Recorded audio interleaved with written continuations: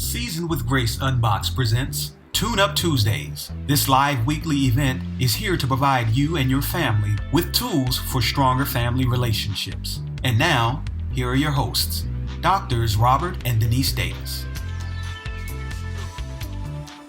Hello, welcome to Tune Up Tuesday, brought to you by Seasoned with Grace Unboxed.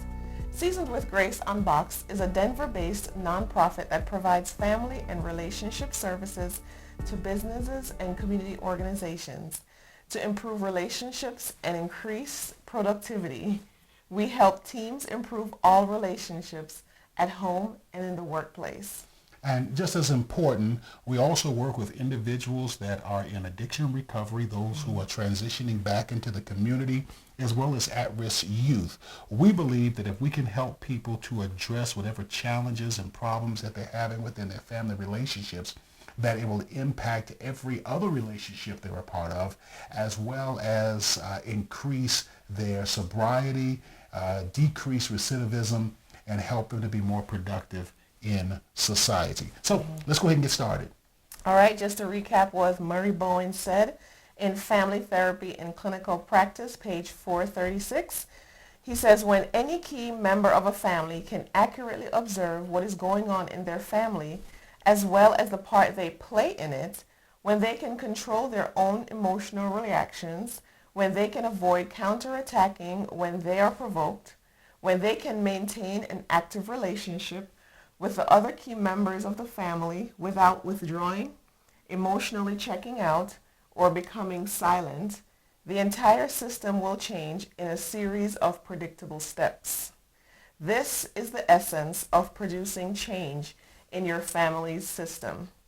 This is a method of coaching one person through the predictable functioning of their family system and supervising their efforts to modify their own functioning in all other relationships. You heard the word functioning used an awful lot. In other words, we want to help people to function at a higher, healthier level. We want people behavior to be such that it improves the family relationship. It increases family satisfaction. It elevates family happiness. Now, last week, we addressed the importance of learning how to observe what's going on inside of our families. Your homework assignment was to go over a recent disagreement or family conflict and to answer the following questions, just strictly observing, such as who all was involved, where did it happen, when did it happen, who said what, who did what, and what happened first, second, third, next, etc. So that was your assignment last week. Okay, so today we're going to talk about accurately observing. Accurately observing the part that we play in what is going on in our family relationships. What does it mean to accurately observe the part we play in our family relationships? So far through this process, we have listed the key members of our family. We have begun the discipline of accurately observing what's going on within the family relationship, being able to document just the facts, as Joe Friday said, just the facts, ma'am. Because we understand with the last 2 weeks that we've been together, we've understood that learning how to be objective is essential. To state the facts of a situation in the midst of emotions and especially conflict is an invaluable skill. But here is where the rubber meets the road. This is the part where we start getting into the heart of the matter.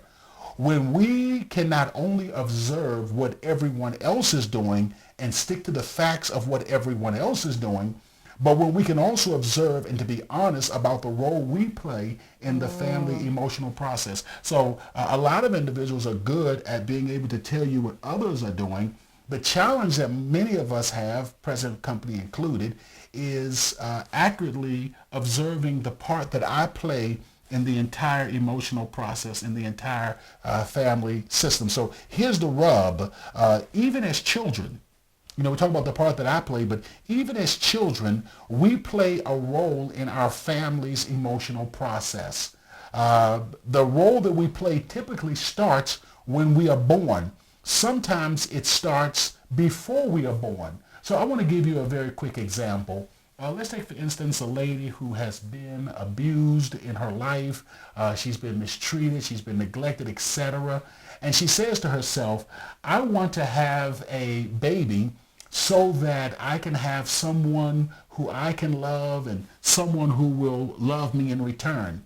So you can see right there that this emotional process is beginning between the mother and the child's role within the family is beginning to be shaped and to take form even before the child is born. Wow, so in this example, the child begins to play a role in how that family functions emotionally even before it's born. And that's exactly true. Before, many times, depending on our birth order, depending on several factors, the stress and anxiety that the mothers experience, whatever trauma is going on in the family, these things play an important part of how we end up responding within the family, how the expectations that are placed on us within the family, and how we end up functioning within our family. That's how these roles are formed. If you look at a football team, somebody needed to tackle the quarterback. They said, man, we need someone to tackle the quarterback, and that role was then developed. Somebody needed to catch the football, and so the wide receiver role was developed. Somebody needed to throw the football. Somebody needed to kick the football. And so these various roles were developed based on the needs of the family. And so a lot of times when we talk about roles within the family, we're talking about what are the emotional needs that families have, and how do certain individuals play into or help to meet those needs, as well as to disperse and to address anxiety, tension, and stress when it arises in the family. Well, funny you say that. Having been a pastor's wife for so many years, I can think of a lot of families, and now I can look back and see who played what role in each family. I could even look at my own family, my own extended family, and think about examples of roles people play. I'm thinking of one particular guy that I've met before where he was a drug addict. He had siblings. He was the one who was in jail. He was the one that I guess he considered himself the black sheep of the family. He was the one that people blamed, everyone in the family blamed for things happening in the family, whether it's true or not. Somehow he felt like he got the blame. He was the black sheep. And so as we look at the family that the individual you're describing here, he had a very distinct role that he was playing within his family system.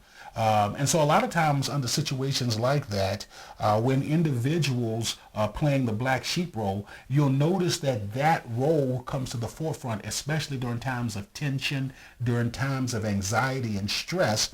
And they play that role in order to divert the family's attention away from whatever the stressful situation is. So rather than allowing conflict and anxiety to just marinate among the other family members, they begin to take on that anxiety, that stress, and the way that they relieve it is by acting out. So rather than the problem being between the mother and the father, you'll have often a problem child who will notice that there's tension between the mother and the father, whether it's, violence or either a lot of, undercurrent and subtle things. And then they will begin to take on that responsibility of alleviating that stress by acting out and playing as... And so the attention goes to them and not on the stress between the parents. So then the problem child becomes the problem or the scapegoat for the entire family, so that the family now needs to fix this individual rather than addressing whatever else is going on behind the scenes. Wow, we really got deep into this. Okay, so I guess the question is then, how does a person come to understand the role that he or she play in a family's emotional system? Well, before I answer that question, I want us to look at a few services that Seasoned with Grace Unboxed offers. Seasoned with Grace Unboxed also provides healthy relationship training and leadership development for businesses, churches, and community organizations. For a free consultation to discuss your team's needs, please contact us at our website at swg-unboxed.org. That's swg-unboxed.org. unboxed.org.